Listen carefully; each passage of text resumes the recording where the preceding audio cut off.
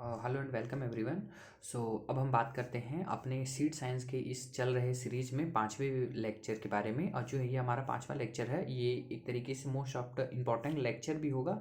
और कहीं ना कहीं यदि सीड साइंस से क्वेश्चन बनते हैं, तो एक सीड टेक्नोलॉजी या सीड जर्मिनेशन के ईपीजीएल हाइपोजीएल से बनते हैं, या सीड वाइबिलिटी या सीड प्योरिटी की फार्मूला पूछा जाता है। या तो फिर यदि सीड साइंस से क्वेश्चन बनेंगे तो मोस्ट पॉसिबिलिटी यही होती है कि मेजर पॉसिबिलिटी है कि ये क्लासिफिकेशन ऑफ सीड से यहीं से क्वेश्चन बनाए जाते हैं। यदि सीड साइंस से क्वेश्चन आता है तो यहाँ से जो ये आज का जो हमारा टॉपिक है क्लासिफिकेशन ऑफ सीड, इसको हम टैकल करेंगे, जिसमें हम सारे के सारे सीड के बारे में समझेंगे कि कौन कौन से सीड होते हैं और इस किस तरीके से सीड का क्लासिफिकेशन किया गया है। और साथ ही साथ इसमें हम सीड के सर्टिफिकेशन को भी समझेंगे, ठीक है, कि सीड का जो सर्टिफिकेशन होता है वो कौन सी एजेंसी प्रोवाइड कराती है और किस मेथड से सीड का सर्टिफिकेशन किया जाता है, सीड सर्टिफिकेशन की कितनी वैलिडिटी होती है। ठीक है, तो पहले हम शुरू करते हैं सीड की क्लासिफिकेशन से। ठीक, तो हमारे इंडिया में जो हमारा ये सिस्टम चलता है सीड क्लासिफिकेशन का,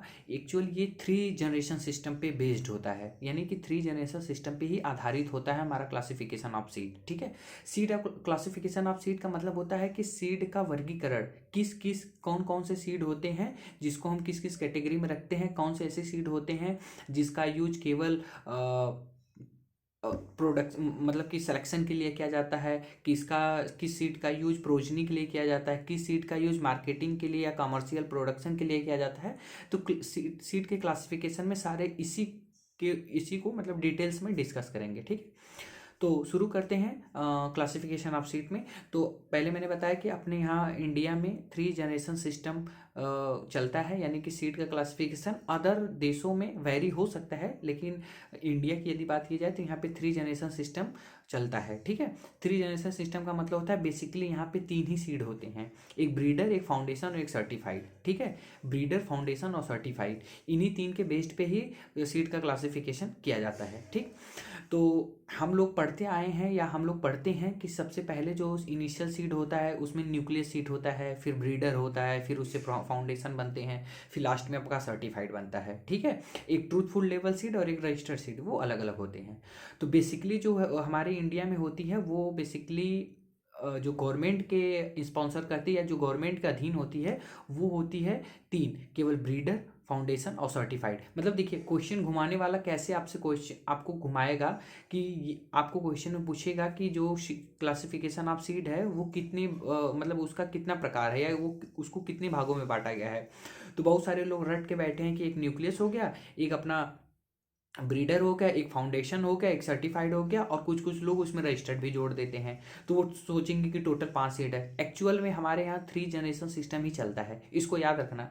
जो हमारे यहाँ इंडिया में 3 जनरेशन सिस्टम ही लागू होता है और वही चलता है। ठीक है, तो 3 जनरेशन सिस्टम में केवल हम 3 ही प्रकार के बीज को लेते हैं। ठीक है, वो मार्केटिंग सरप्लस यानी मार्केटिंग के पर्पस के लिए और कॉमर्शियल स्केल पे कल्टीवेशन करने के लिए। तो उसमें ब्रीडर, फाउंडेशन और सर्टिफाइड, इसको याद रखना।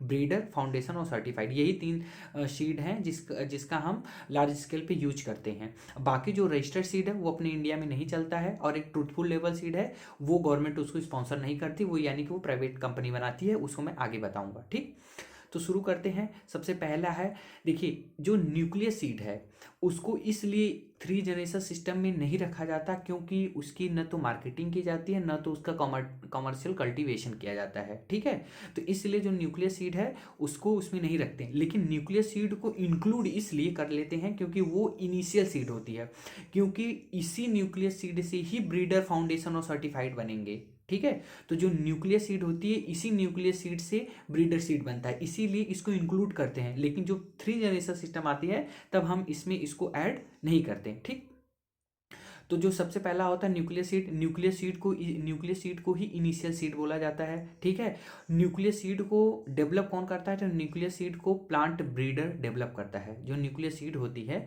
उसको प्लांट ब्रीडर के द्वारा डेवलप किया जाता है। जैसे मान लीजिए कि प्लांट ब्रीडर ने किसी 2 वैरायटी को लाया। ठीक है, 2 वैरायटी है, मान लीजिए कोई से लार्मा रो जो भी है, सोनारा 63 64 जो भी है, जो वीट की हो सकती है, राइस की हो सकती है, किसी की भी वैरायटी हो सकती है, किसी भी बीज मतलब क्रॉप क्रॉप्स की वैरायटी हो सकती है, उसके सीड को उन्होंने लाया। ठीक है, उन्होंने देखा कि कुछ वैरायटी ऐसी हैं जिसमें प्रोडक्शन ज़्यादा है। ठीक है, मतलब कि जिसमें जो प्रीवियस वैरायटी बो रहे हैं उससे प्रोडक्शन ज़्यादा है, तो वो दो वैरायटियों का क्रॉस करवाता है। क्रॉस करवाने के बाद जो पहली प्रोजनी, जो F1 प्रोजनी आती है, वही होती है आपकी न्यूक्लियस सीड। ठीक है, जो ये न्यूक्लियस सीड होता है, ये अब देखिए क्वेश्चन में क्या क्या पूछा जाता है कि न्यूक्लियस सीड को और किस नाम से जानते हैं, तो न्यूक्लियस सीड को इनिशियल सीड के नाम से जानते हैं, पहला क्वेश्चन।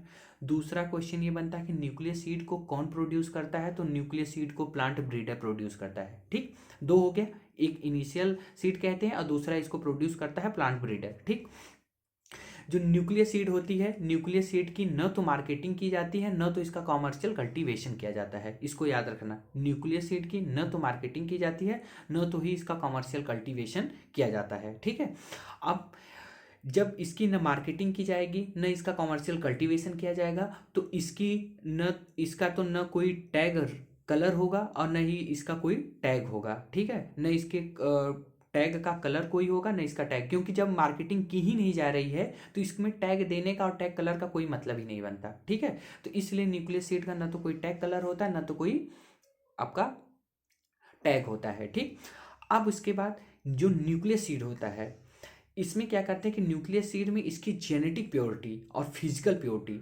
दोनों को 100% रखा जाता है। मतलब इसमें 1%, 0.1% का भी मतलब किसी भी तरीके से डिग्रेडेशन नहीं होता। मतलब 0.1% भी किसी तरीके से इसमें लैक नहीं होता, किसी भी चीज़ की कमी नहीं होती।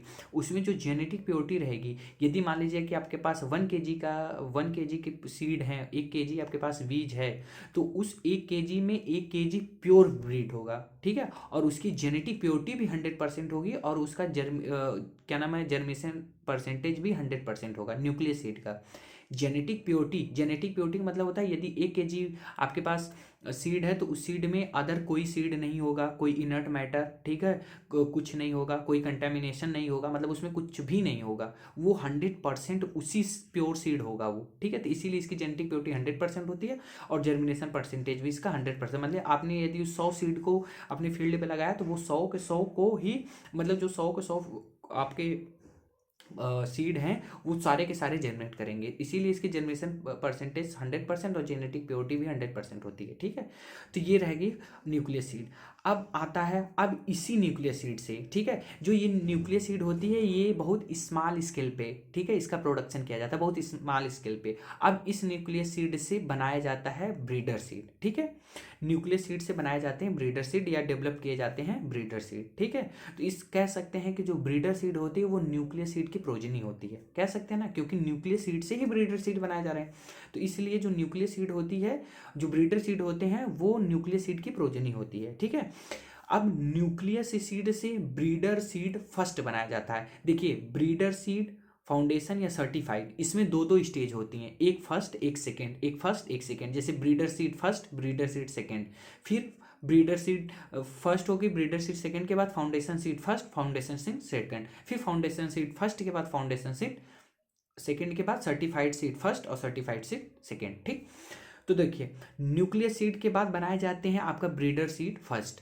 इस ब्रीडर सीड फर्स्ट के बाद, ब्रीडर सीड हो गया, ब्रीडर सीड फर्स्ट के बाद बनाया जाता है ब्रीडर सीड सेकेंड। ठीक है, अब ब्रीडर सीड में आपको क्या क्या याद रखना है। ब्रीडर सीड में सबसे पहला क्वेश्चन ये होता है कि ये किसकी प्रोजनी होती है, तो जो ब्रीडर सीड होता है वो आपकी न्यूक्लियस सीड की प्रोजनी होती है। इसको डेवलप कौन करता है, तो इसको डेवलप करता है आपका प्लांट ब्रीडर। ठीक है, अब प्लांट ब्रीडर इसको डेवलप करता है और वो plant breeder original plant breeder होता है। देखिए, प्लांट ब्रीडर दो टाइप के होते हैं, एक होता है जो कोई भी वैरायटी को रिलीज कर रहा है, किसी भी वैरायटी का डेवलपमेंट कर रहा है, किसी वैरायटी को डेवलप कर रहा है, वो है उसका ओरिजिनल प्लांट ब्रीडर। और एक प्लांट ब्रीडर ऐसा होता है कि मान लीजिए कि मैंने किसी वैरायटी को डेवलप किया, ठीक है, मैं एज ए प्लांट ब्रीडर हूँ और मैंने किसी एक वैरायटी को डेवलप किया, ठीक है, और कोई दूसरा प्लांट ब्रीडर है, मैंने उसको डेवलप किया, अभी मेरा ट्रायल चल ही रहा है, तभी दूसरे वाले प्लांट ब्रीडर ने मुझसे कुछ उसके वीड को, मतलब कुछ उसके सीड को मांग के अपने फील्ड पे उसका वो कर दिया। ठीक है,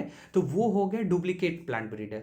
मतलब कि ओरिजिनल मैं हूँ और किसी दूसरे ने मेरे बीज को मांग के अपने फील्ड पे उस पर थीसिस वगैरह की, अपने फील्ड पे उसका डेवलपमेंट किया, प्रोजनी बना ली या उस वैरायटी को बना ली, तो वो आपका डुप्लीकेट प्लांट ब्रीडर होता है। तो जो ब्रीडर सीड होता है वो हमेशा जो होता है वो ओरिजिनल प्लांट ब्रीडर के ही द्वारा उसको किया जाता है, ठीक है। और ये जो इसका जो डेवलपमेंट होता है वो एग्रीकल्चर यूनिवर्सिटी में किया जा सकता है, अरे सॉरी, एग्रीकल्चर न तो इसका जो डेवलपमेंट है वो केवल व केवल प्लांट ब्रीडर अपने सुपरविजन में, अपने देख रेख में इसको करता है, ठीक है। ये किसी भी न रिसर्च इंस्टीट्यूट में, न केवीके में, कृषि विज्ञान केंद्र, न एग्रीकल्चर यूनिवर्सिटी, कहीं पे भी या प्राइवेट कंपनी किसी के भी द्वारा इसको प्रोड्यूस नहीं किया जाता है। ब्रीडर सीड में याद रखना, ठीक है। ब्रीडर सीड में देखिए इसमें क्वेश्चन कहाँ से बनेंगे। पहले तो ब्रीडर सीड किसकी प्रोजनी है, तो वो न्यूक्लियस सीड की प्रोजनी है। कौन डेवलप करता है, तो ओरिजिनल प्लांट ब्रीडर डेवलप करता है, न कि डुप्लीकेट प्लांट ब्रीडर, ठीक है। तो इसको डेवलप करता है ओरिजिनल प्लांट ब्रीडर। ब्रीडर ये जो किससे बनता है, तो ये न्यूक्लियस से ब्रीडर सीड फर्स्ट, फिर ब्रीडर सीड फर्स्ट से ब्रीडर सीड सेकंड बनता है, ठीक है। और इसको हमेशा आप प्लांट ब्रीडर अपने ही फील्ड पे अच्छे से सुपरविजन से, मतलब अपने सुपरविजन से इसका डेवलपमेंट करता है, ठीक है, इसको प्रोड्यूस करता है। और ब्रीडर सीड को कभी भी न तो एग्रीकल्चर यूनिवर्सिटी, न तो रिसर्च इंस्टीट्यूट, न तो केवीके, न तो कोई प्राइवेट कंपनी, ठीक है, इसको डेवलप नहीं करती है, ठीक है। जो ब्रीडर सीड होता है इसकी सर्टिफिकेशन दी जाती है, क्योंकि यही ब्रीडर सीड होता है जहाँ से ब्रीड मतलब कि सीड को कॉमर्शियल स्केल के लिए आगे की तरफ बढ़ाया जाता है, ठीक है। मतलब इसकी जो कॉमर्शियल स्केल होती है वो थोड़ी न्यूक्लियस सीड से ज़्यादा होती है, इसीलिए इसका सर्टिफिकेशन देना बड़ा ज़रूरी हो जाता है। क्योंकि जब हम बीज को किसी दूसरे के यहाँ या फार्मर तक पहुँचाना होता है तो उसमें हर एक चीज़ का ध्यान रखा जाता है कि इसमें कितनी जेनेटिक प्योरिटी है, कितनी जर्मिनेशन परसेंटेज है, ये सारी चीज़ें। तो जो ब्रीडर सीड होती है इसमें सर्टिफिकेशन की जरूरत तो नहीं होती, सर्टिफिकेशन इसमें नहीं लगता। क्यों नहीं लगता, क्योंकि इसको ओरिजिनल प्लांट ब्रीडर ही डेवलप कर रहा है, ठीक है। लेकिन इसमें इसके टैग टैग लगते हैं। क्यों लगता है, क्योंकि अब यही जो ब्रीडर सीड है ये ओरिजिनल प्लांट ब्रीडर जो है वो अब आगे देने जा रहा है, या तो डुप्लीकेट प्लांट ब्रीडर को देगा, ठीक है। बनाता नहीं है डुप्लीकेट प्लांट ब्रीडर, लेकिन वो जो ओरिजिनल प्लांट ब्रीडर है जब उसने उसको डेवलप कर लिया तो अब वो डुप्लीकेट को दे सकता है। तो डुप्लीकेट प्लांट ब्रीडर को दे देता है, या तो फिर अब आगे किसी इंस्टीट्यूट या रिसर्च इंस्टीट्यूट या एग्रीकल्चर यूनिवर्सिटी को देगा। इसीलिए इसमें टैग कलर लगता है, ठीक है। टैग कलर और टैग साइज लगानी पड़ती है। तो जो ब्रीडर सीड होता है उसका टैग का कलर होता है गोल्डन येलो, ठीक है, इसको याद रखना। जो ब्रीडर सीड होता है उसका टैग कलर गोल्डन येलो होता है। और जो उसकी टैग टैग की साइज होती है वो 12x6, यानी 12 सेंटीमीटर उसकी लेंथ और 6 सेंटीमीटर उसकी विड्थ होती है, ठीक है। ये हो गई ब्रीडर सीड के बारे में। अब जो हमारा दूसरा आता है, पहले पे न्यूक्लियस था और दूसरे पे ब्रीडर, लेकिन मैं इसको दूसरे पे क्यों बोल रहा हूँ, क्योंकि हमारे यहाँ 3 जनरेशन सिस्टम चलता है। तो फर्स्ट पे हम ब्रीडर को रखते हैं और सेकंड पे हम फाउंडेशन को रखते हैं। तो जो अब हमारा आ रहा है फाउंडेशन, अब फाउंडेशन किससे डेवलप होता है, तो फाउंडेशन डेवलप होता है ब्रीडर सीड सेकेंड से। ये बड़ा कंफ्यूजिंग है, मैं भी इसको पढ़ा था पहली बार तो मुझे भी बड़ा कंफ्यूजिंग लगा था कि ये क्या है। हमने तो अभी तक पढ़ा था कि ब्रीडर सिस्टम से, मतलब ब्रीडर सीड से, लेकिन एक्चुअल में जो आप यदि सही वे में देखेंगे इसको तो ये डेवलप किया जाता है ब्रीडर सीड सेकेंड से, यानी ब्रीडर सीड फर्स्ट से ब्रीडर सीड सेकेंड, और उस ब्रीडर सीड सेकेंड से फाउंडेशन सीड फर्स्ट डेवलप होता है या फाउंडेशन सीड डेवलप होता है। तो इसको डेवलप ये किससे डेवलप होता है, ब्रीडर सीड सेकेंड से, ठीक है। इसको डेवलप कर सकती है कोई नेशनल सीड कॉर्पोरेशन एनएससी, ठीक है, जो 1966 में 1963 में इसके एक्ट आई थी, 1966 में ये एस्टेब्लिश्ड हुआ था। तो इसको एनएससी डेवलप कर सकता है, कोई एग्रीकल्चर इंस्टीट्यूट डेवलप कर सकता है, स्टेट सीड कॉर्पोरेशन डेवलप कर सकता है, केवी या केवीके डेवलप कर सकता है। मतलब कोई भी जो गवर्नमेंट के अधीन हो, जो जिसको गवर्नमेंट स्पॉन्सर करे, ठीक है, या जो गवर्नमेंटेड हो, वही इसको डेवलप करता है फाउंडेशन सीड को। इसमें सर्टिफिकेशन की नीड होती है। देखिए न्यूक्लियस में भी सर्टिफिकेशन नहीं लगा था और ब्रीडर में भी सर्टिफिकेशन नहीं लगा, क्योंकि ब्रीडर ओरिजिनल प्लांट ब्रीडर ही डेवलप कर रहा है, तो ओरिजिनल प्लांट ब्रीडर को सर्टिफिकेशन की जो जरूरत होगी नहीं। लेकिन जो फाउंडेशन सीड है इसमें सर्टिफिकेशन की जरूरत होती है। अब फाउंडेशन से सर्टिफिकेशन स्टार्ट है, फाउंडेशन में सर्टिफिकेशन की जरूरत होती है। और ये सर्टिफिकेशन देता कौन है, तो ये सर्टिफिकेशन देती है जहाँ से सीड डेवलप किया जाता है, जहाँ से सीड को निकाला जाता है या बनाया जाता है, ठीक है, जहाँ से सीड का प्रोड्यूस किया जाता है, प्रोडक्शन किया जाता है, वहीं की स्टेट की सीड सर्टिफिकेशन एजेंसी होती है। उसी स्टेट की सीड सर्टिफिकेशन एजेंसी होती है, वो उसको क्या नाम है सर्टिफाइड करती है। और उस एजेंसी में एक सीड इंस्पेक्टर होता है। आप एनएससी में जो लोग एओ के पोस्ट पे आते हैं ना, वही सीड इंस्पेक्टर होते हैं, ठीक है। अभी मैं बताऊंगा एक प्रोसेस होती है सीड सर्टिफिकेशन की, कि सीड का सर्टिफिकेशन किस तरीके से किया जाता है। जैसे मान लीजिए कि आप एज ए सीड इंस्पेक्टर हैं, तो आप किस तरीके से सीड का इंस्पेक्शन करेंगे, उसमें क्या क्या क्राइटेरिया होती है, किस किस बातों का ध्यान रखा जाता है। कुछ ऐसी चीज़ें होती हैं जिसको आप इलीगल नहीं तरीके से मतलब उसको लागू कर सकते हैं अपने सीट पे, तो वो सारी चीज़ें होती हैं, ठीक है। तो फाउंडेशन सीट में बस इतना मतलब समझ के चलिएगा कि इसमें सर्टिफिकेशन की आवश्यकता होती है, और इस सर्टिफिकेशन को स्टेट सीड सर्टिफिकेशन एजेंसी देती है, और उसका एक नोडल क्या नाम है आपका, वो होता है ऑफिसर होता है, यानी सीड इंस्पेक्टर होता है, वही इंस्पेक्शन करके इसका सर्टिफिकेशन देता है, ठीक है। जो फाउंडेशन सीड में जेनेटिक प्योरिटी की बात करें तो जेनेटिक प्योरिटी 99.9% होती है, यानी 0.1% कम। जो जेनेटिक प्योरिटी होती है वो 99.9% होती है, और जो फिजिकल प्योरिटी होती है वो 98% होती है। जो ब्रीडर सीड होता है इसमें जेनेटिक और फिजिकल प्योरिटी दोनों 100% जो न्यूक्लियस सीड होता है उसमें भी 100%। लेकिन जो फाउंडेशन सीड होता है, इस फाउंडेशन में जो जेनेटिक प्योरिटी होती है वो 99.9, और जो जेनेटिक प्योरिटी होती है वो 98% होती है, ठीक है। जेनेटिक मतलब जर्मिनेशन परसेंटेज 99.9, और जो जेनेट फिजिकल प्योरिटी होती है वो 98% होती है। और जो फाउंडेशन सीड का टैग कलर होता है, क्योंकि इसमें टैग की भी ज़रूरत होती है। टैग की ज़रूरत इसलिए होती है क्योंकि इसको डेवलप कर रही हैं केवीके या एग्रीकल्चर इंस्टीट्यूट या आपका रिसर्च इंस्टीट्यूट, इसी एनएससी या क्या नाम है स्टेट सीड कॉरपोरेशन, कोई मतलब इसको कोई एजेंसी डेवलप करी, तो इसीलिए इसको अब आगे कमर्शियल के लिए भेजना है, इसीलिए टैग की ज़रूरत होती है। तो टैग में जो है इसका टैग का कलर होता है वाइट कलर का, ठीक है। फाउंडेशन का याद रखना वाइट कलर का होता है। और जो टैग की साइज होती है वो 15:7.5, ठीक है। 15 का आधा कर दीजिए, जैसे ब्रीडर में 12x6 था, ठीक है। 12 उसकी लंबाई और 6 उसकी चौड़ाई, वैसे इसमें है 15x7.5, यानी 15 जो है उसकी लेंथ और 7.5 जो है उसकी चौड़ाई होती है, ठीक है। तो फाउंडेशन ये हो गया। फिर आपका तीसरे नंबर पे आता है सर्टिफाइड, ठीक है। सर्टिफाइड जो होता है, अब वो किसकी प्रोजनी होती है या वो किससे डेवलप होता है, तो सर्टिफाइड जो होता है वो फाउंडेशन सिस्टम सेकेंड से डेवलप किया जाता है, ठीक है। सर्टिफाइड को फाउंडेशन सिस्टम सेकेंड से डेवलप करते हैं। यही जो सर्टिफाइड सीड होती है, ये कोई भी संस्था जैसे state seed corporation, NSC, agriculture university, research institute, KVK, private, farmer, कोई सा भी संस्था, ठीक है, वो इसको डेवलप कर सकता है सर्टिफाइड सीड को। सर्टिफाइड सीड में जो जेनेटिक प्योरिटी होती है वो 99% होती है। देखिए जेनेटिक प्योरिटी वहाँ पे घटने लगी, ठीक है। उसमें जेनेटिक प्योरिटी कितनी थी फाउंडेशन में, 99.9 थी, और इसमें जेनेटिक प्योरिटी केवल 99%। और जो फिजिकल प्योरिटी होती है वो होती 98%। फिजिकल प्योरिटी फाउंडेशन और सर्टिफाइड की सेम होती है, ठीक है। तो इसमें याद रखना कि जो जेनेटिक प्योरिटी होती है वो 99% होती है सर्टिफाइड में, और फिजिकल प्योरिटी 98% होती है। इसमें भी सर्टिफिकेशन की ज़रूरत होती है, और सर्टिफिकेशन वही देता है उस स्टेट की स्टेट सीड्स का जो सर्टिफिकेशन एजेंसी होती है, उसी का एक नोडल ऑफिसर होता है, यानी उसको सीड इंस्पेक्टर बोलते हैं। वही आपके फील्ड पे इंस्पेक्शन करेगा और वही आपके सीड के सर्टिफाइड करेगा, यानी कि सीड जो है अब वो आगे मार्केट में भेजने लायक है या नहीं है।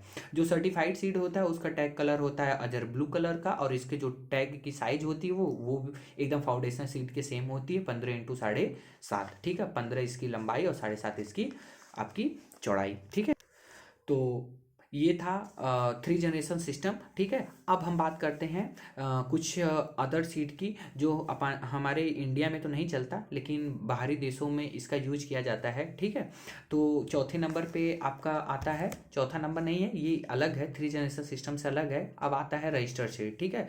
हम लोग जनरली यही पढ़ते आ रहे हैं कि 4 प्रकार के सीड होते हैं, breeder, foundation, certified, register. Actual register तो होता नहीं है, ठीक है। हमारे यहाँ 3 जनरेशन सिस्टम चलती है, तो ब्रीडर, फाउंडेशन, सर्टिफाइड। जो न्यूक्लियस सीड है इसलिए उसको रख देते हैं क्योंकि उसी के